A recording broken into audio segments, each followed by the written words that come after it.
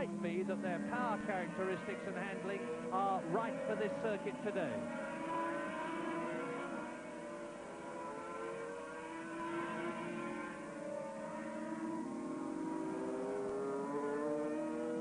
Looking now at Christian and Eddie going, I would think now that Christian's thinking, okay, well, Freddie is 18 seconds in front or whatever, he's getting his pit signal. So he's at the end of the race, whatever happens, I'm sure that he'll end up letting Eddie Lawson pass, because as I said, Christian has no chance whatsoever unless Freddie has trouble of catching him.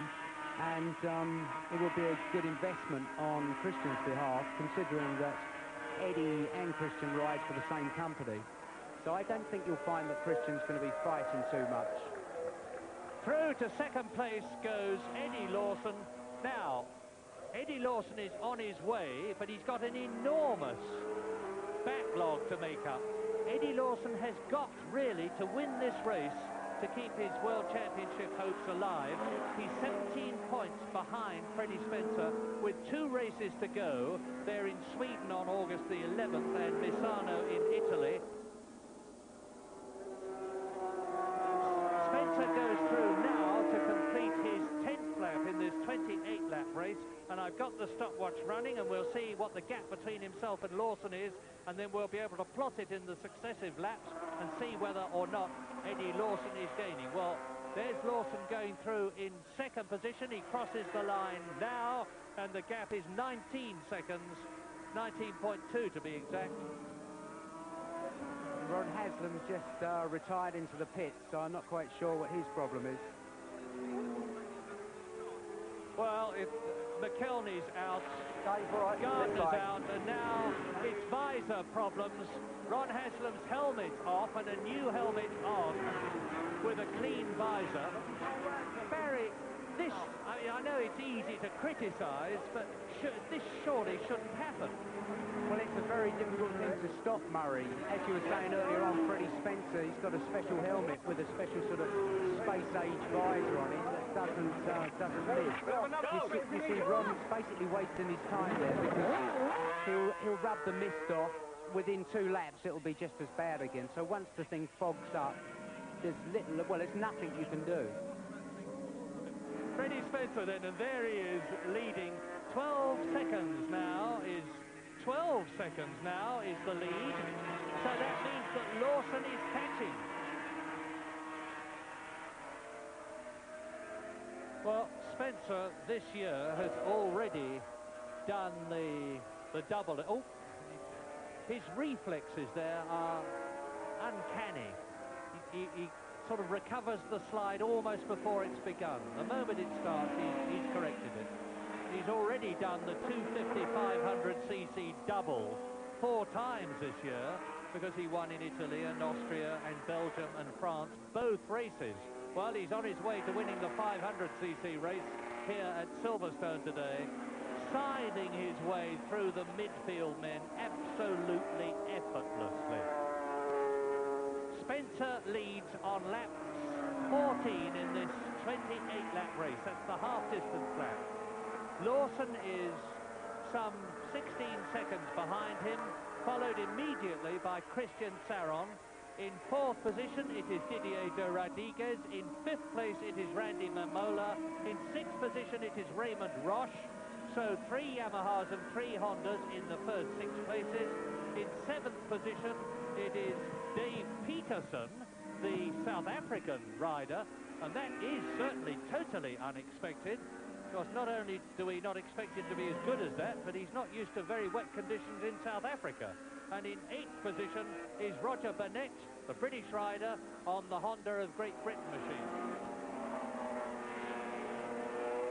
I cannot describe to you the brilliance of these riders, because to most of us who've not done over 100 miles an hour in a motor car, on a motorway, out of this country of course, in the dry, how can you comprehend what it is like to ride a motorcycle at about 150 miles an hour round a corner in the wet? You tell us, Barry.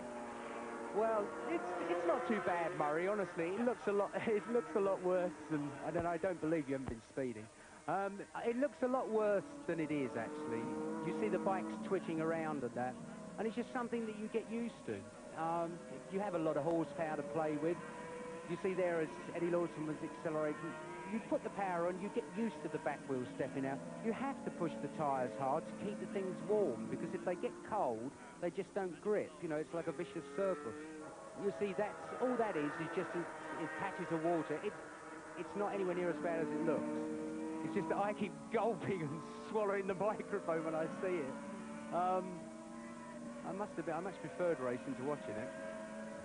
Spencer round Copse on lap 18 out of 28. Into the sweep at Maggots. Now he goes down through the gearbox into second gear. As he approaches the right-hander, you can see his feet operating the gear lever. He goes into Beckett's, the right-hander, in second gear, takes it even in these conditions at about 60 miles an hour, accelerates virtually instantaneously up in through third gear and fourth to about 125 in these wet conditions, then sticks it up into fifth and sixth gear to go down the hanger straight towards Stowe Corner. He's lapping number 37 there, Rob Punt on the Suzuki. The Dutch rider goes into Stowe, and Stowe is about a 90-mile-an-hour corner. Now up to fifth and sixth again, six-speed gearboxes into Club Corner, which is third and about 85 miles an hour in these conditions, would you believe.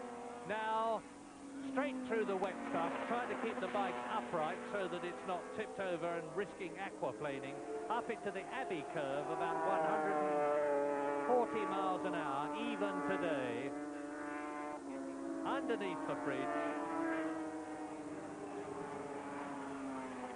And such are the conditions that you cannot even see the bridge from Woodcote. And those of you who know Silverstone will know what that means. Visibility is right down to the absolute minimum. He's maintaining that gap between himself and Eddie Lawson, fighting for second place.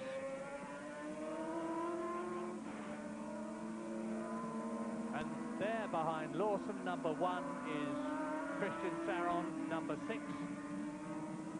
Saron up to second place on laps 6, 7, 8 and 9. Then he lost it to Lawson on lap 10. We're now on lap 19.